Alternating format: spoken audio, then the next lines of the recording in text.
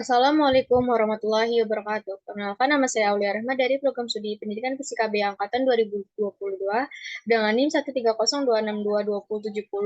Dalam kesempatan kali ini saya akan menjelaskan materi yang berjudul Instructional Explanation in Physics Teaching atau yang sering disebut penjelasan instruksional dalam pengajaran fisika.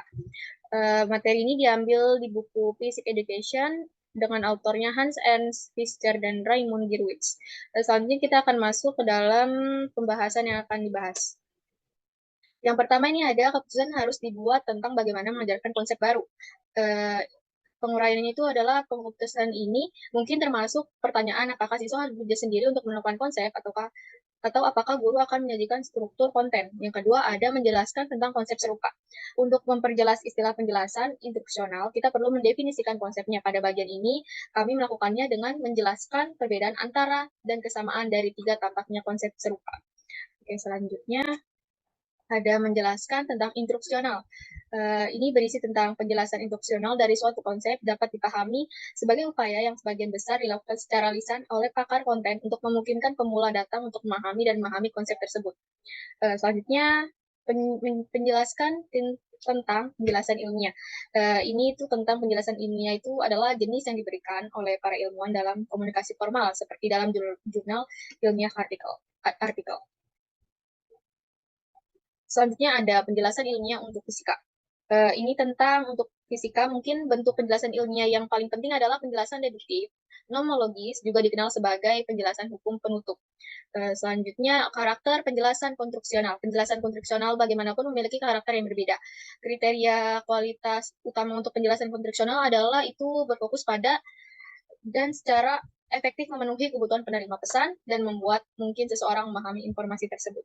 Selanjutnya, perbedaan antara penjelasan ilmiah dan penjelasan instruksional. Perbedaan antara penjelasan ilmiah dan penjelasan instruksional dapat ditemukan dalam struktur mereka. Dalam kasus penjelasan instruksional, sering terjadi bahwa hukum umum setidaknya di satu sisi, sesuatu yang diamatkan oleh silabus atau kurikulum yang dimiliki siswa dituntut untuk memahami dan mampu mendemonstrasikan pemahamannya dalam tugas penilaian. Selanjutnya, proses penjelasan perlu dibedakan dari produknya. Dan ini tuh berisi tentang proses penjelasan perlu diberikan dari produknya, yaitu penjelasan menjelaskan bersifat aktif, interaktif, dan komunikatif. Proses mengembangkan penjelasan kandidat, menyampaikannya kepada orang yang dijelaskan. Selanjutnya, penjelasan instruksional oleh guru memiliki sedikit reputasi yang teduh. Ini tuh berisi tentang satu alasan penting untuk ini mungkin karena penjelasan instruksional dan ilmiah, penjelasan sering dikacaukan oleh orang yang menjelaskan dan penjelasan instruksional dinilai secara tidak tepat penggunaan standar yang sesuai untuk penjelasan ilmiah. Selanjutnya ada berbagai macam cara untuk penggunaan penelitian. Ada penelitian yang menggunakan istilah menjelaskan secara depreciating dan menyamakannya dengan pengajaran yang berpusat pada guru yang kuat atau hanya presentasi fakta ilmiah tanpa interaksi. Selanjutnya ini apa sih tujuan menjelaskan? Tujuan menjelaskan harus dilihat sebagai penyediaan pengalaman termasuk kata-kata dari guru, meningkatkan kemungkinan bahwa seorang yang menjelaskan dapat membangun makna dari penjelasan. Selanjutnya itu ada berhasilnya kegiatan, bagaimana sih berhasilnya kegiatan pembelajaran itu harus gimana. Telah ditunjukkan berkali-kali bahwa pembelajaran berhasil jika siswa membangun makna berdasarkan prasyarat mereka. Yang paling penting pengetahuan mereka sebelumnya konsep ini adalah inti dari konstruktivisme itu sendiri. Selanjutnya, apa sih alasan citra buruk penjelasan instruksional? Orang mungkin bertanya-tanya, apakah ada alasan lain untuk citra buruk penjelasan instruksional? Siswa mungkin diaktifkan secara kognitif selama penjelasan, tapi aktivasi kognitif tidak harus bingung dengan aktivitas fisika. Selanjutnya, penjelasan instruksional guru tidak dianggap buruk oleh siswanya. Menariknya, penjelasan instruksional guru tidak dianggap buruk oleh siswanya. Sebagai contoh, Wilson dan Mann pada tahun 2011 menemukan bahwa kemampuan menjelaskan dengan baik merupakan salah satu atribut yang paling penting membedakan guru teladan dari rata-rata guru dari sudut pandang siswa mereka. Namun, ini patut contoh guru tidak menyebutkan keterampilan menjelaskan mereka sebagai fitur positif sendiri. Selanjutnya ada fakta bahwa siswa juga menjelaskan secara teratur dalam sains mengajar. Kami juga ingin menyoroti bahwa siswa juga menjelaskan secara teratur dalam sains mengajar, misalnya dalam pembelajaran kooperatif atau ketika mereka mempresentasikan hasil mereka bekerja ke kelas. Mungkin penting untuk mengajari mereka cara menjelaskan.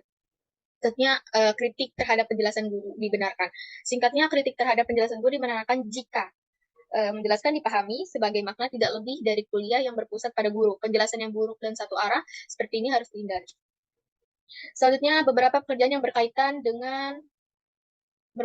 tentang penjelasan instruksional. Banyak pekerjaan empiris berkaitan dengan penjelasan instruksional yang efisien. Sebagian besar dalam psikologi, tapi juga dalam penelitian pendidikan sains. Selanjutnya, klaim empiris terbaik dibenarkan dalam kaitannya. Klaim empiris terbaik dibenarkan dalam kaitannya dengan penjelasan instruksional. Mungkin juga yang paling meyakinkan adalah pertama, agar sukses, penjelasan instruksional harus berorientasi kepada kebutuhan peserta didik. Ini ada penelitian empiris menunjukkan bahwa itu tidak menjanjikan untuk menjelaskan sederhana mungkin dan untuk menghindari semua matematika dan fisika diagram. Itu berarti bahwa beberapa penjelasan yang dapat dipahami oleh pemula tidak perlu rumit bagi para ahli dan oleh karena itu kurang efektif, termasuk ringkasannya. Alasan yang sangat tergantung pada keadaan pengetahuan individu tentang apa menjadi beban kognitif yang tidak membantu dan bantuan apa yang diperlukan untuk meningkatkan pemahaman. Itulah alasan lain mengapa tidak ada penjelasan yang ideal untuk itu setiap orang. Itu sangat tergantung pada keadaan pengetahuan individu tentang apa menjadi beban kognitif yang tidak membantu dan bantuan apa yang diperlukan untuk meningkatkan pemahaman. Selanjutnya, pentingnya penyesuaian penjelasan dengan minat. Selain memenuhi prasyarat kognitif, orang yang dijelaskan, penyesuaian penjelasan dengan minat mereka juga penting. Ini tuh dikutip dari Kuhlgemeyer dan Schacher pada tahun 2009. Di antara hal-hal lain, pertimbangan ini apa yang menurut orang yang dijelaskan akan menarik sangat berat mempengaruhi pilihan contoh untuk mengilustrasikan topik yang sedang dijelaskan. Saatnya ada apa sih gagasan mengadaptasi? Gagasan mengadaptasi merupakan kegiatan menjelaskan dengan prasyarat orang yang dijelaskan, namun sangat abstrak. Bagaimana kita mencapai tujuan ini? Bagaimana selanjutnya menjelaskan 4 sarana menuju adaptasi? Otak alat apa yang praktis membantu dalam adaptasi ini supaya berhasil? Selanjutnya ada sarana untuk mencapainya tujuan adaptasi terhadap prasyarat dan karakteristik peserta didik. Adaptasi terhadap prasyarat dan karakteristik peserta didik membutuhkan sarana untuk mencapainya tujuan ini. Selanjutnya ada dapat membayangkan keempat cara ini sebagai sarana untuk adaptasi. Bila digunakan dengan terampil, memungkinkan mereka untuk menemukan penyesuaian yang tepat untuk semua pengetahuan, kesalahpahaman, dan minat yang dijelaskan sebelumnya. Selanjutnya ada menyesuaikan tingkat bahasa.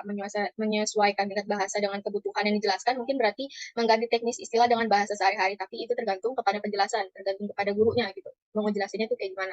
Selanjutnya itu bahaya dalam strategi. Ada bahaya dalam strategi yang dapat diamani secara teratur di pihak penjelas yang tidak berpengalaman. Jika mereka menyadari bahwa orang yang dijelaskan tidak mengerti, mereka berubah konsep yang mereka gunakan untuk penjelasan. Selanjutnya ada menyesuaikan contoh dan analogi. Menyesuaikan contoh dan analogi dengan prasyarat yang dijelaskan cukup mirip untuk menyesuaikan tingkat bahasa dengan kebutuhan mereka dan mungkin merupakan salah satu penting dari penjelasan secara umum. Selanjutnya ada tingkat matematisasi juga perlu disesuaikan. Matematis ekspresi hukum membutuhkan penjelasan verbal juga, namun teori fisika membutuhkan ekspresi matematika yang efisien juga. Untuk menghindari matematika secara umum akan menjadi kesalahan dan menunjukkan gambaran fisika yang meragukan dari sifat sains sudut pandang. Selanjutnya ada menjelaskan tentang bentuk representasi dan demonstrasi. Bentuk representasi dan demonstrasi adalah alat bantu untuk adaptasi jika mereka mendukung informasi verbal dalam arti perkodean ganda. Selanjutnya menjelaskan tentang penelitian empiris. Penelitian empiris menunjukkan bahwa persepsi relevansi penjelasan instruksional mempengaruhi prestasi belajar siswa. Selanjutnya ada strategi terpenting dari penjelasan yang berhasil. Gimana nih penjelasan biar berhasil? Gitu. Strategi terpenting dari penjelasan berhasil itu yang pertama, untuk menunjukkan bahwa penjelasan relevan bagi siswa. Yang kedua, memberi tanda bagian mana dari penjelasan yang sangat penting. Ini disebut prompting. Anjuran adalah sinyal eksplisit. Selanjutnya struktur penting untuk penjelasan instruksional. Pertama, struktur yang jelas membantu membuat hubungan eksplisit. Untuk kedua penjelas dan orang yang menjelaskan sangat membantu untuk memiliki gambaran yang jelas tentang topik yang dijelaskan. Untuk membantu model mental yang koheren. Selanjutnya, apa sih penjelasan harus koheren? Penjelasan harus koheren dan minimal, artinya itu harus dipatuhi apa yang penting dan ditinggalkan detail yang tidak relevan. Pemikiran yang mendasarnya adalah membantu siswa untuk membangun mental model topik yang dijelaskan jika hubungan antara unsur-unsur topik jelas. Yang selanjutnya ada menghindari detail yang tidak relevan. Menghindari detail yang tidak relevan dalam penjelasan itu penting karena membantu penjelasan untuk memfokuskan kapasitas kognitif mereka pada bagian-bagian yang relevan. Selanjutnya ada peneliti yang menyarankan bahwa penjelasan yang baik harus dibangun dengan baik. Karena memiliki awal yang menetapkan harapan, bagian tengah yang persulit mereka dan akhir yang menyelesaikannya, itu benar-benar bisa memiliki keuntungan karena cerita yang bagus, membuat penonton bersimpati dengan protagonis, meningkatkan relevansi penjelasan yang dirasakan. Selanjutnya ada dari Renko et al. Itu yang dikutip pada tahun 2006 menyarankan bahwa penjelasan harus membahas konsep saja dan prinsip. Tentu ada sesuatu yang berharga dalam sarana itu. Memahami sebuah prinsip berarti menyadari bahwa masalah yang secara dangkal bisa sangat berbeda direduksi menjadi ide yang sama dan dijelaskan dengan pendekatan yang sama.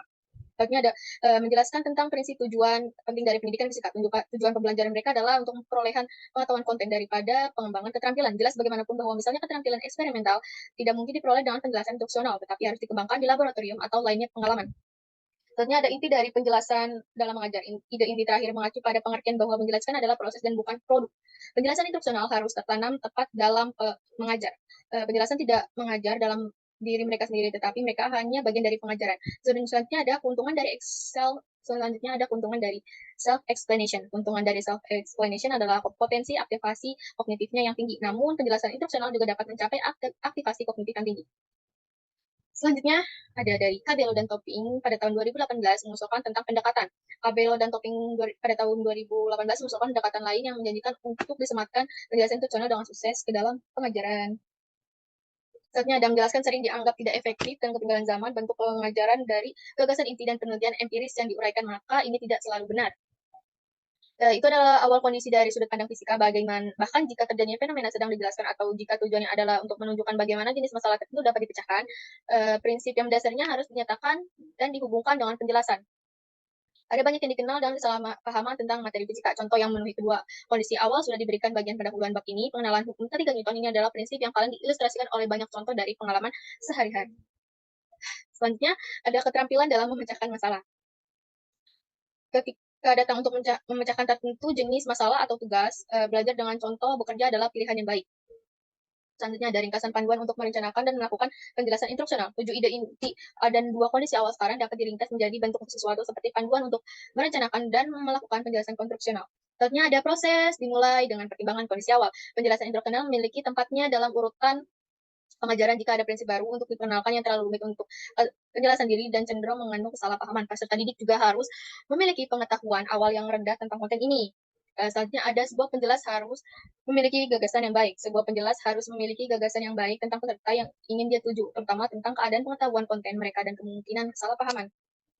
Selanjutnya ini ada ide inti sangat penting untuk mengembangkan dan menyempurnakan penjelasan. Yang pertama ada bahasa, kedua contoh atau analogi, ketiga ada tingkat matematisasi, empat bentuk-bentuk representasi atau demonstrasi. Selanjutnya ada lagi tentang struktur penjelasan membutuhkan persiapan. Struktur penjelasan membutuhkan persiapan, koherensi tinggi adalah penting.